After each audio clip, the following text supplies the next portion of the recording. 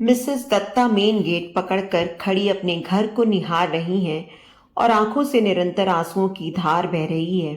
उनके पैर उठ ही नहीं रहे थे, ऐसा लगता था कि मन भर भारी हो गए हों। चलिए मम्मी जल्दी कीजिए, वरना पहुंचने में बहुत देर हो जाएगी। और आप जानती हैं कि हाईवे पर रात को गाड़ी चलाना बहुत मुश्किल होता है। कहते हुए वीरेंद्र ने गाड़ी का पिछला दरवाजा खोलकर उन्हें बैठाया। दोनों बच्चे उनके साथ पिछली सीट पर और प्रिया आगे वीरेंद्र के साथ बैठ गई। वो आंसुओं से धुंधली आंखों से अपनी सखियों को और अपने घर को तब तक हाथ हिलाती रहीं जब तक वो नजरों से ओझल नहीं हो गए। मन बोझिल था और देह थककर चूर हो गई थी। लगातार रोने से आंखें और सिर भी बहुत भारी हो गए थे। इसी मन और देह की थकान में उन्हें पता ही नहीं चला कि कब से सिर पीछे सीट पर टिक गया और नेत्र मुंद गए। क्यों जा रही हो? यही रहो अपने घर। जो सम्मान कभी कभी जाने से मिलता है वो वहां बस जाने से नहीं मिलेगा, दत्ता साहब ने समझाते हुए कहा। अरे मेरे बेटे का घर है, किसी पराए घर थोड़े ना जा रही हूँ। और आप तो मुझे बिना बताए चले गए। मैं आपसे बहुत नाराज हूँ, वे मुंह फुलाते हुए बोली। मैं कहाँ गया हूँ, यही तो हूँ तुम्हारे पास। मेरी बात समझो और यहीं अपने घर में रहो। अब उठो और चलो मेरे साथ। कहते हुए दत्ता साहब ने हाथ बढ़ाया तो उन्होंने उनका हाथ झटक दिया।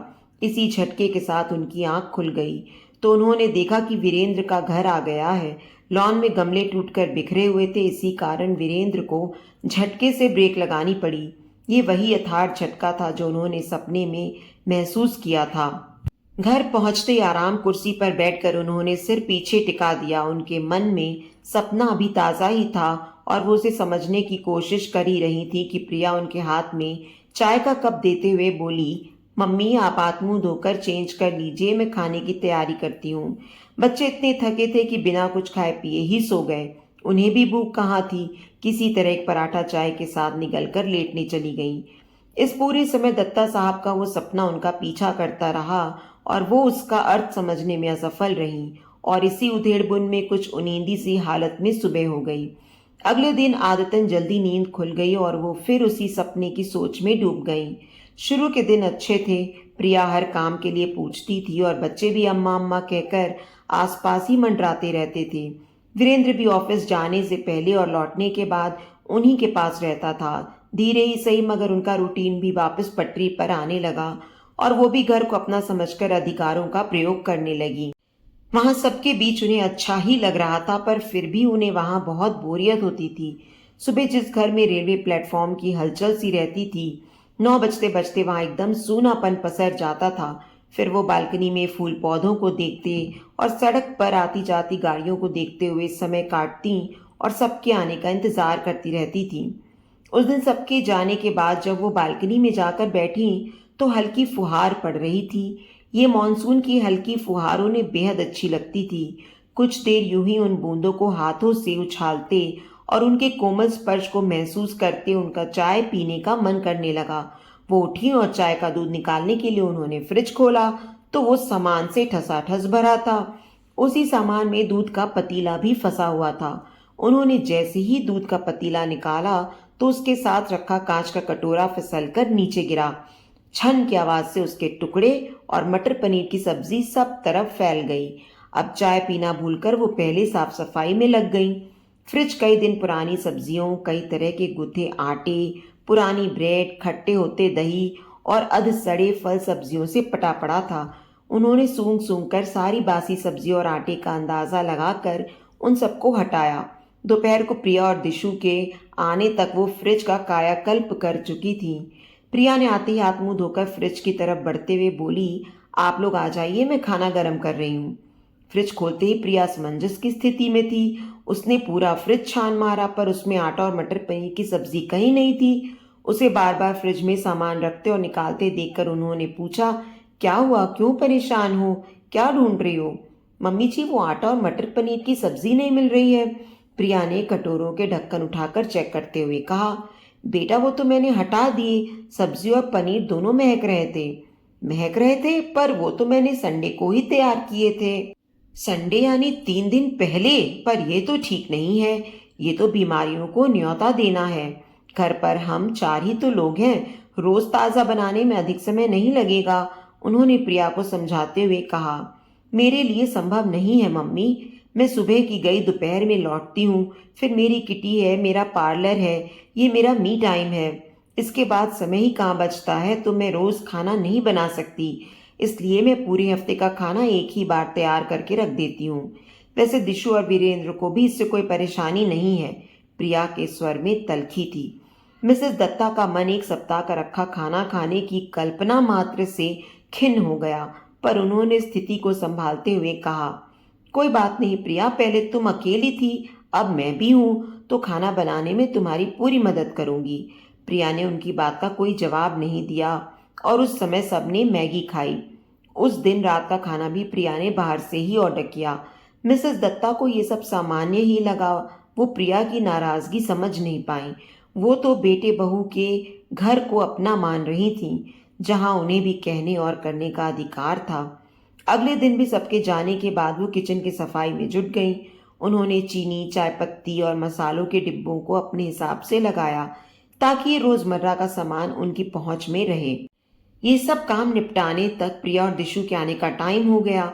एक बार उन्होंने चमचमाती किचन को देखा और अपने आप से कहा, आज तो मुझे समय का पता ही नहीं चला। वो मन ही मन घर का हिस्सा बनकर बहुत खुश थी। तभी दरवाजे की घंटी बजी। उन्होंने बड़े उत्साह से दरवाज़ा खोला और दिशु के हाथ से बस्ता लेते हुए प्रिया से बोली, तुम लोग हाथ मुंह धो लो, आज मैंने खिचड़ी बनाई है। प्रिया ने कोई प्रतिक्रिया नहीं दी और वो सीधे किचन में चली गई। मिसेस दत्ता भी दो बोल प्रशंसा के सुनने की ललक में प्रिया के पीछे हो ली। वे खाने की प्लेट निकालते समय बार बार प्रिया की तरफ देख रही थी कि शायद वो कुछ कहे, पर उसने कुछ नहीं कहा। वे मन महसूस कर रह गई। खाने के बाद वे कमरे में आराम करने चली गईं। वो दिन भर की इतनी थकी थी कि लेटते ही कब आंख लग गई उन्हें पता ही नहीं चला, और जब पता चला तो शाम के 7 बज चुके थे। प्रिया और वीरेंद्र के बीच तेज बहस हो रही थी और शायद उसी से उनकी नींद खुल गई थी। तुमने आज भी खाना बाहर से ही मंगवाया है? मैं ये रोज रोज बाहर का खाना नहीं खा सकता, वीरेंद्र छल्ला रहा था। ये बात तुम अपनी माँ को समझाओ, प्रिया ने भी तेज आवाज में कहा। इसमें माँ कहाँ से आ गई और उन्होंने क्या किया है? क्या किया है ये तुम उन्हीं से पूछो। उनसे क्या पूछना है, तुम ही बता दो। क्यों बात को बढ़ा रही हो? इसके आगे सुनना उन्हें अच्छा नहीं लगा कि उनकी वजह से बहू बेटे में कलह हो रही है, पर उसके बाद घर में और सबके व्यवहार में कुछ तो बदल गया था, जो वो समझ कर भी नहीं समझ पा रही थी। उस दिन के बाद रविवार तक घर में खाना बाहर से ही आता रहा और फिर रविवार वाले दिन प्रिया ने मेहरी के साथ मिलकर फिर सप्ताह भर का खाना बनाकर फ्रिज में भर दिया और किचन का सामान यथावत कर दिया। इस पूरे समय ना प्रिया ने उनसे कुछ कहा और ना ही कोई शिकायत की। वो वैसे भी कम ही बोलती थी। जो कुछ भी मुखर था वो उसके हाव भाव और काम थे, जो उसकी नाराजगी दर्शाते थे।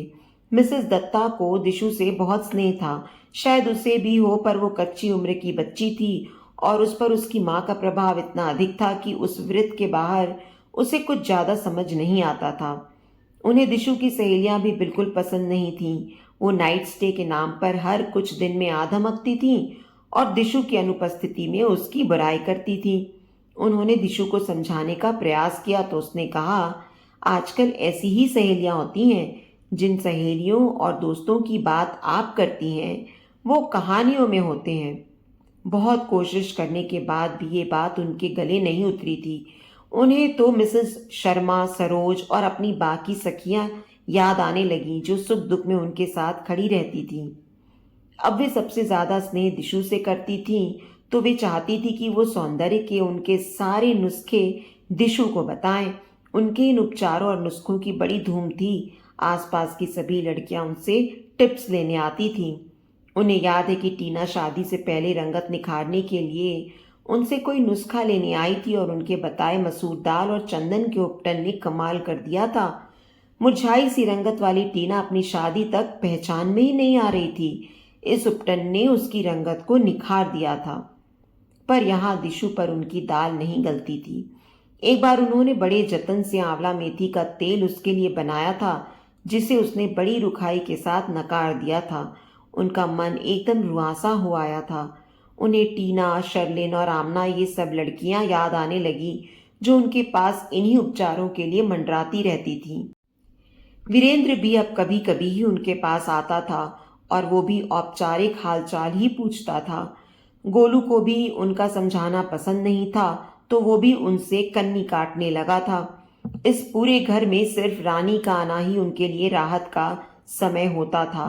रानी घर का काम निपटाते हुए उनसे बातें करती रहती थी, पर वो ज्यादा देर के लिए नहीं रुकती थी। वो रोबोट की तरह अपना काम निपटाती थी, उसे बाकी घरों में भी काम करना होता था। ऐसे में उन्हें टीकाराम याद आता था जो दत्ता साहब के क्लब चले जाने के बाद सर्दियों में लॉन की गुनगुनी धूप में और गर्मियों में एसी की ठंडक में उनकी कुर्सी के पास बैठा उनके पांव दबाता हुआ अपने गांव और बचपन की बातें करता रहता था। पर यहाँ वीरेंद्र के यहाँ तो अकेलापन और रूखाई ज्यादा थी। उन्हें अच्छे से याद है वो रविवार का दिन था। वो हमेशा की तरह कमरे में अकेली रामायण पढ़ रही थीं। धीरे धीरे दिन बीतने लगे। वीरेंद्र, प्रिया, दिशु और गोलू सब व्यस्त थे। सबके अपने अपने प्रोग्राम थे और वो किसी में भी फिट नहीं होती थी। दिशु की सहेली के जन्मदिन की पार्टी थी, गोलू का क्रिकेट मैच था, प्रिया की किटी थी और वीरेंद्र को क्लब जाना था। मतलब सबके कार्यक्रम सुबह से तय थे। मिसेस दत्ता अकेले बैठे बैठे ऊब गईं तो बाहर आकर हॉल में बैठ गईं कि कोई तो दिखेगा। घर की हलचल में प्रत्यक्ष न सही परोक्ष ही शामिल होंगी। बाहर आकर देखा तो सब तैयार थे। मम्मी, दरवाजा बंद कर लीजिए और हाँ, आपका खाना रखा है, अगर ठीक लगे तो रोटी बना लीजिएगा। मुझे लेट हो रहा है, हम शाम तक लौट आएंगे, प्रिया ने कहा और बिना उनकी प्रतिक्रिया का इंतजार किए चारों निकल गए। वो चुपचाप उठी और दरवाजा बंद कर लिया। सिर उठाकर घड़ी की तरफ देखा तो 2 बज रहे थे। अब उन्हें तेज भूख लग रही थी। आज सुबह से उन्होंने सिर्फ चाय ही पी थी। एकादशी का व्रत जो था, उन्हें लगा शायद किचन में प्रिया कुछ व्यवस्था करके गई होगी। जाकर देखा तो फलाहार का कोई प्रबंध नहीं था। आलू मटर की सब्जी कुकर में थी और थोड़ा आटा गुथा रखा था। उनका मन भर आया और वो मुंह में थोड़ी चीनी डालकर और पानी पीकर वापस अपने कमरे में लौट आई। पता नहीं कब बैठे बैठे आंख लग गई और जब खुली तो घंटी की आवाज से जो लगातार बज रही थी। उन्होंने किसी तरह दरवाजा खोला तो देखा दिशु और प्रिया थे। गुलाबी ड्रेस और खुले बालों में दिशु बहुत सुंदर लग रही थी। उसे देख उन्हें काजल की याद आ गई। उन्होंने बढ़कर उसके गाल सहलाने चाहे तो उसने चेहरा दूसरी तरफ करते हुए कहा, मम्मा, कितनी बार कहा है कि एक चाबी अपने या मेरे पास रखा करो, और आप है कि सुनती ही नहीं और किसी को भी चाबी देकर चल देती हैं। किसी को भी? मैं किसी को भी हूँ? वो अवाक प्रिया का चेहरा देख रही थी। प्रिया के चेहरे पर कोई भाव न देखकर उनका मन कसैला हो गया। वो चुपचाप अपने कमरे में चली गई। सुबह से भूखे पेट अब सिर दर्द करने लगा था तो वो मन मार कर उठी कि बहू से कुछ फलाहारी बनाने को कहे। बाहर निकली तो देखा कि तब तक गोलू और वीरेंद्र भी लौट आए थे। सब शायद कहीं जाने के लिए तैयार हो रहे थे। कहीं जा रहे हो वीरू? उन्होंने पूछा। हाँ मम्मी, हम मूवी जा रहे हैं, आने में देर हो जाएगी। आप रानी से काम करवाने के बाद दरवाजा बंद कर लीजिएगा, वीरेंद्र की जगह प्रिया ने जवाब दिया। उनसे कुछ और पूछते नहीं बना और रानी के जाने के बाद वो वहीं हॉल में सोफे पर बैठ गईं। उनका मन बेहद उदास था और कई तरह के सवाल जवाब उनके मन में उठ रहे थे। क्या इसी उपेक्षा और अकेलेपन के लिए वो यहाँ आई थी? ये सवाल बार बार उनके मन में कौंध रहा था। शाम के 6 बज रहे थे। उन्होंने अधिक देर करना ठीक नहीं समझा और तुरंत घर वापसी की टैक्सी बुक करके मिसेस शर्मा को फोन किया। मिसेस शर्मा ने, रात 9 बजे तक पहुंच रही हूँ, आज व्रत है, क्या तब तक कुछ हो पाएगा? कुछ नहीं, बहुत कुछ हो पाएगा। मैं और सरोज जी भी व्रती हैं, आप तो बस जल्दी से आ जाइए, साथ में व्रत खोलेंगे। मिसेस शर्मा की आवाज में उत्साह स्पष्ट था। उनके उत्साह और स्नेह ने मिसेस दत्ता के मन को मिठास से भर दिया और फिर तो उनके हाथों को जैसे पंख लग गए और उन्होंने झटपट अपना सामान बांधा और टैक्सी की राह देखने लगी। आज उन्हें सपने का अर्थ समझ आ गया था। तो दोस्तों, उम्मीद करती हूँ आपको आज की हमारी ये कहानी पसंद आई होगी। कहानी पसंद आई है तो वीडियो को लाइक और शेयर करें। चैनल पर नए हैं तो चैनल को सब्सक्राइब करें और हाँ, नोटिफिकेशन बेल को ज़रूर दबाएं ताकि अगली अपडेट सबसे पहले आपको मिले।